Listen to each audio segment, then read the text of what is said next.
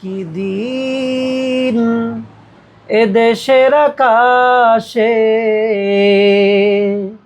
কালেমার পতাকা ঝুলবে। আসসালামু আলাইকুম রহমতুল্লাহ। আজকে আমরা আমাদের এক সম্মানিত রোগী, যাকে আমরা 10 দিন আগে চিকিৎসা দিয়েছিলাম, ভাইয়ের কাছ থেকে আজকে একটি সুন্দর নাশিদ শুনবো ইনশাআল্লাহ। আপনারা আমাদের সঙ্গেই থাকুন। বলেন না। আসসালামু আলাইকুম রহমতুল্লাহি ওয়া বারাকাতুহু। কোনো একই দিন এদেশের আকাশে কালেমার পতাকা ঝুলবে। সেদিন সবাই খোদাই বিধান পেয়ে দুঃখ বেদনা ভুলবে। সেদিন সবাই খোদাই বিধান পেয়ে দুঃখ বেদনা ভুলবে।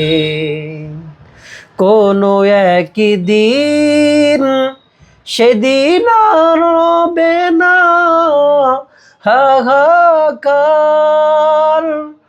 অন্যায় জুলুম অবিচার